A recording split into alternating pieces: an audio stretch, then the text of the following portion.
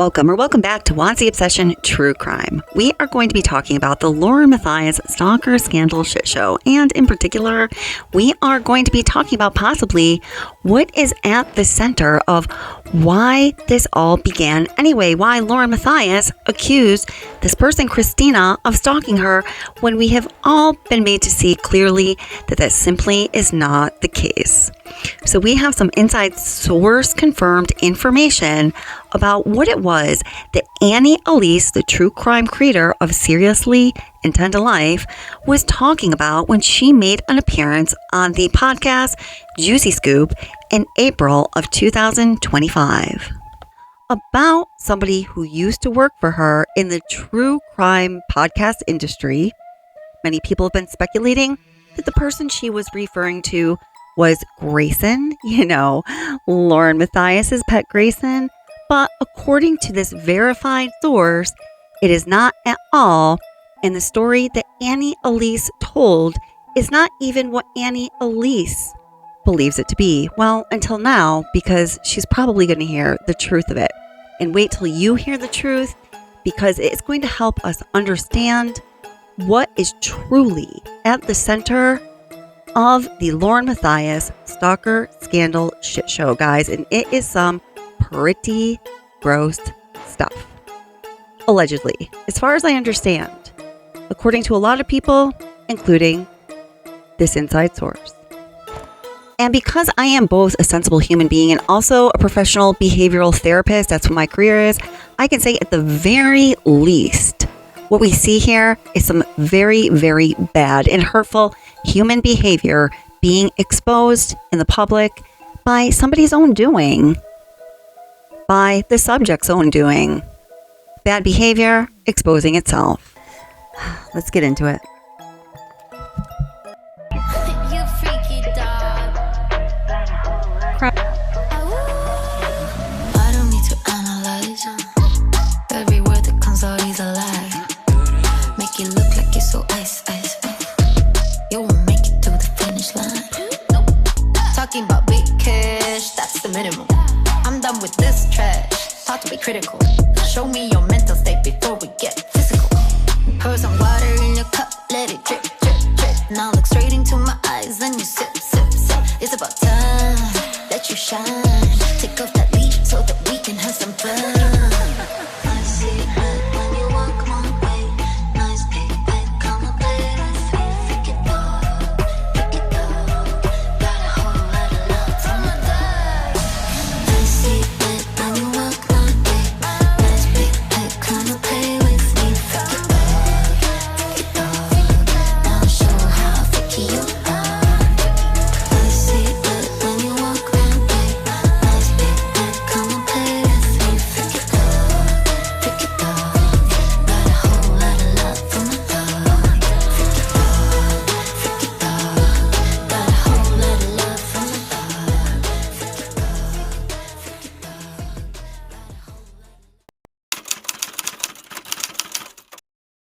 Dismissing you as not serious, as untrustworthy,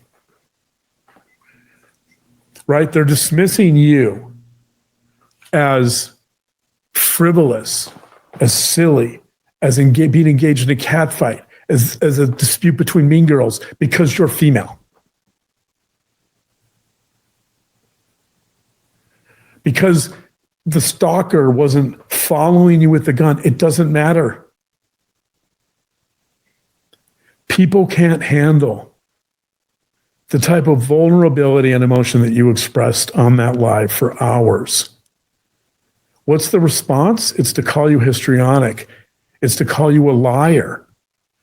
It's to say you're faking. It's to say you're doing it for clicks. You're doing it for attention, right? That's because, and by the way, one of the people saying this because of this was on our show years ago. And I will say this, one of the worst moments I've ever had in 5 years, one of the moments that pissed me off to no end, unlike every other moment on any show I've ever been on, this person was on the show. And somebody, a viewer asked a question of me that was extremely emotional. And I was pondering the question. You could see I was getting emotional. I was going to give one of the best responses I've ever given. And you know what happened? Because this person couldn't handle the fact that I was getting emotional, they cut me off. Yeah. They absolutely cut me off, refused to let me answer because they couldn't handle that emotion in a male, especially in a male, that raw emotion that I was about to express. And I was so angry. If this person wonders why she's not on our channel, you might want to look at yourself. You might want to look at the fact that you cut me off in one of the most critical moments on one of our shows that I've ever had. You might want to look at the fact that people didn't like you. That, of course, was Lauren Matthias and her husband John Matthias's reaction after Lauren aired her 9-hour live stream of grievances that really didn't make the point that she set out to make in the first place.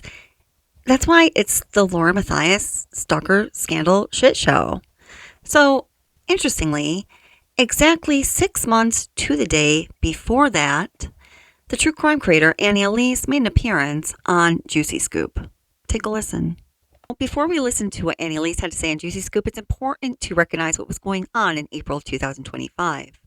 According to Lauren Matthias herself in her declaration, everything started to go down with her and the person that she was alleging was her stalker on April 9th, 2025.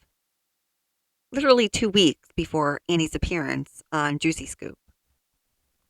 This started on April 9th, 2025, when my stalker confronted me in the courthouse in Maricopa County, Arizona, while I was reporting on the Lori Daybell trial.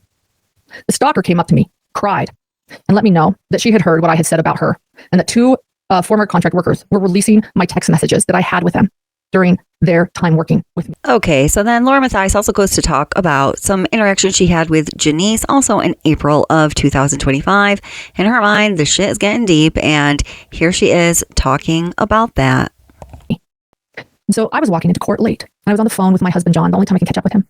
And as I walked up to the courthouse, I noticed that Janice was out there, standing there with no apparent reason to be standing there, and I thought, oh no, my heart sunk. What if she's waiting for me? And so for safety, which I had started to do, because she's good friends with my stalker. In fact, when I saw my stalker and she had confronted me in the courthouse, she'd actually been with Janice. They had been together.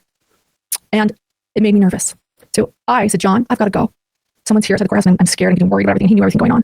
I'm going to just put my phone camera on just in case, because I'm just worried. And so that is why my phone camera was on. It was just in case. And I was walking into the courthouse. That was my goal. The doors were right there. And unfortunately I got scared and stopped to play the first game I had.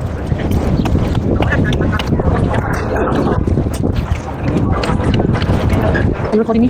Please do. Please do. So that was the first one. Unfortunately, my nervousness ended. I want you to know, too, that Janice later wrote a declaration. And in her declaration to the court, she actually stated that I approached her. Please do not talk to me. I feel threatened. Well, I'm going to talk about stuff. Please do not talk to me. I feel threatened. Okay. I feel threatened by the things you're saying. So then let's stay away from each other. I think that you're a bully. Please stay away. I feel threatened. Oh, really, Lauren?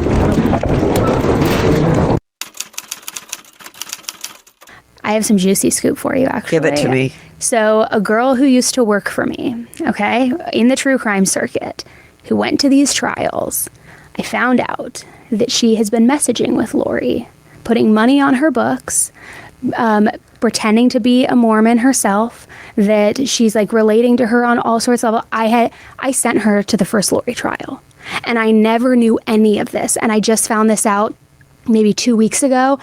I was so sick to my stomach. Like, I couldn't sleep. I was like, because she started messaging her while she was covering the first trial. And so I don't know if it was like she was fangirling over her or became so fixated she didn't realize like this is real life. She's not a celebrity, because you know how people are like obsessed with Chris Watson stuff too, right? But full on started like a pen pal relationship with her. So wait, this girl was working for you like with research and stuff. Mm-hmm. And so had you already let her go before you found this out?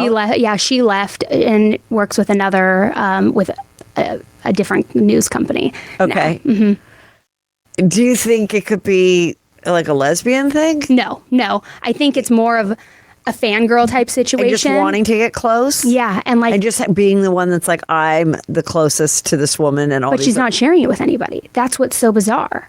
She never told me that they were in contact, and this started while she was still working for me. So how do you message someone? They have prison portals where it's almost like email. Oh, mm-hmm. But she didn't. But not to your knowledge, has she gone to visit in person? Not to my knowledge. And then she gives her money for like the noodles or whatever. Yeah. Oh my God. And like created a whole fictitious backstory of her own upbringing. She's not Mormon. She said she like did all of this research trying to relate. Connect, yeah. And just bizarre. So bizarre. And she was at this trial covering it too for the new company that she works for. Crazy. Which I'm like, do you not have any integrity? Like, No. And yeah, it goes so beyond that too, because she has advocated to be an ally for the two kids, that she has talked with some of the like the family members, Kay and Larry, and The grandparents of the little grandparents. boy. Yes. Yeah. Sorry, I think I said survivors. Meanwhile, she's messaging Lori and befriending her. It's so sick. It makes me sick. I just want you to take note that I linked a video from the channel Difficult Research with the host Kresha, who is a family member of JJ Vallow, Charles Vallow, and Tylee Ryan, all who were victims of Lori and Chad. I was surprised when I was watching her channel one time a few weeks ago to realize that she was presenting a theory about what she felt Annie Elise was really saying in this Juicy Scoop interview. And it was very similar in many ways to what I was theorizing, different in some ways too. But it was kind of on the same path. She had mentioned a source that she has in that video. Please go watch it again. It's linked in the description. In that video, she mentions a source that she has regarding, information about what it was that Annie Elise was saying. And I just want to note that the source that I am referring to is not the same source that Kresha has. I asked her about that, and she said she really admires Kresha, but she has not ever spoken to her. So it is definitely not the same source. Now, I also want to say that I am not proposing that I have all of the answers here by any means. This is just one little piece of the puzzle that I happen to stumble across. Let me know what you think about it. And there's still a lot more to figure out if you choose to go down that road or dive down that rabbit hole. So I want to know what you guys think, and where does this twisted storyline go from here? So what you're going to be watching right now is an excerpt from a live stream that I did on Wednesday night, November 26th. Allegedly, according to this person who has been verified, who is a source, who is has a relationship with all parties involved. Nevertheless, we must say allegedly, right?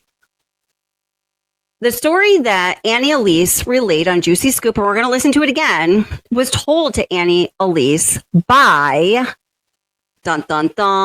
Lauren Matthias herself.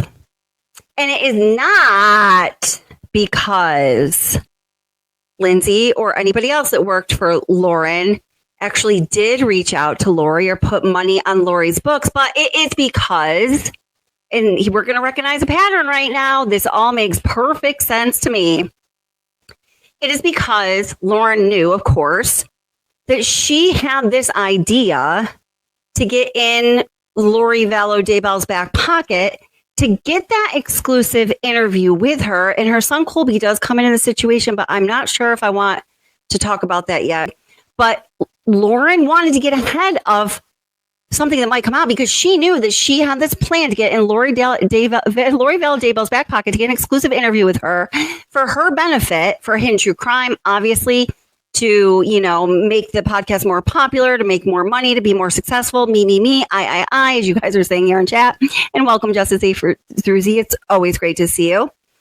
So Lindsay is one of the people that Lauren pitched that to, and is one of the people that Lauren knew firsthand about her bad behavior and her really fucked up idea to have somebody contact Lori Vallow under this auspice of, being a Mormon, of connecting with her however she could, all the ways that we know you connect with other people, having commonalities, asking her about things that might be important to her, near and dear to her heart, like, her supposed faith obviously is, and kind of the weird twist even that her faith took with Chad Daybell that, played a part in this horrible tragedy that happened to Tally Charles and JJ. As she was parting ways with Lauren, and I'm talking about Lindsay now, and she was going to go on to Ashley Banfield, and it was apparent to Lauren that they were parting ways. She didn't want that now loose cannon relationship, as she perceived it with Lindsay, to be a liability for her. Like, oh, fuck. like Lindsay was like part of my team. She thought she was a more exclusive part of her team than Lauren thought Lindsay was a more exclusive part of her team than she really was. As she is explaining, essentially, as she's telling us this story, like, oh, and she was doing work for this other podcast and that wasn't cool with us. She's about to read the termination letter, which sounds like it wasn't even necessary because Lindsay had already decided to move on to Ashley Banfield. And not obviously, but in my mind, being the producer for Ashley Banfield's podcast would be a big enough gig you'd want to pay enough attention to that you also couldn't give, like partial time and energy with another large podcast channel like Hidden True Crime. I don't know if it would be humanly possible to do both, or if there wouldn't be a huge conflict of interest to do both. So it was already obvious that they were parting ways, but yet Lauren and John wrote her this extensive, stupid, ridiculous, really verbose and self-important, surprise, surprise, termination letter of sorts. She's going to read in a moment. And that was all in an attempt to cover her ass. So apparently, Lindsay knows at least part of this plan that Lori had to get the exclusive interview with Lori Daybell, which did include putting money on her books, which did include making up a fake story to make a connection with her, to build a relationship with her, to build trust with her, to then introduce Lauren into the picture. So she, for the benefit of herself and herself alone, certainly not for the benefit of victims or the public, would get that interview. And that's where Annie Elise's story comes from. And now as we listen to it again, I think that is all going to make perfect sense. And yes, the source said that I got it perfect that time. So that is the story. I have some juicy scoop for you, actually. Give it to me. So a girl who used to work for me, okay, in the true crime circuit, who went to these trials, I found out that she has been messaging with Lori, putting money on her books, pretending to be a Mormon herself, that she's like relating to her on all sorts of levels. I sent her to the first Lori trial, and I never knew any of this, and I just found this out maybe 2 weeks ago. I was so sick to my stomach, like I couldn't sleep. I was like, because she started messaging her while she was covering the first trial. And so I don't know if it was like she was fangirling over her or became so fixated she didn't realize like this is real life. She's not a celebrity, because you know how people are like obsessed with Chris Watson stuff too? Right. But full on started like a pen pal relationship with her. So wait, this girl was working for you like with research and stuff? Mm-hmm. And so how had you already let her go before you found this out? She left and works with another, with a different news company. Okay. Mm-hmm. Do you think it could be like a lesbian thing? No. I think it's more of a fangirl type situation. And just wanting to get close? Yeah. And just being the one that's like, I'm the closest to this woman and all. But she's not sharing it with anybody. That's what's so bizarre. She never told me that they were in contact, and this started while she was still working for me. So how do you message someone? They have prison portals where it's almost like email. Oh. Mm-hmm. But she didn't, not to your knowledge, has she gone to visit in person? Not to my knowledge. And then she gives her money for like the noodles or whatever. Yeah. Oh my God. And like created a whole fictitious backstory of her own upbringing. She's not Mormon. She said she like did all of this research trying to relate. Connect, yeah. And just bizarre. So bizarre. And she was at this trial covering it too for the new company that she works for. Crazy. Which I'm like, do you have any integrity? Like, no. And yeah, it goes so beyond that too, because she has advocated to be an ally for the two kids, that she has talked with some of the the family members, Kay and Larry, and the grandparents of the grandparents. boy. Yes. Sorry, I think I said survivors. Meanwhile, she's messaging Lori and befriending her. It's so sick. It makes me sick.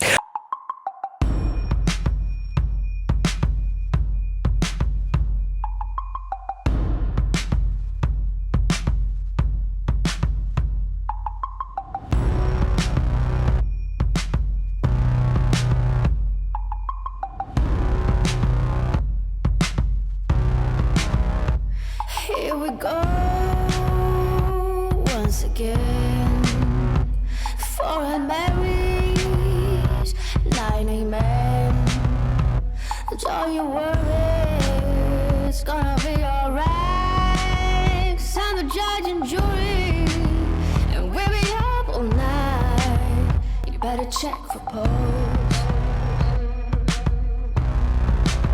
You better check for pose. You better check for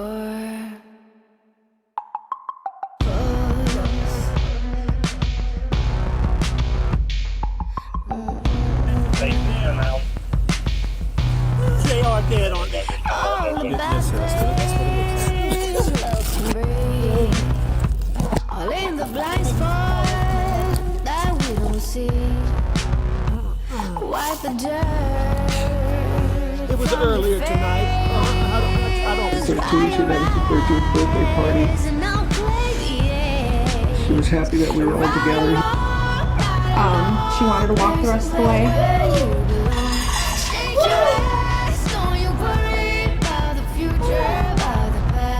You will hurt the ones that love you, and they will hurt you right back.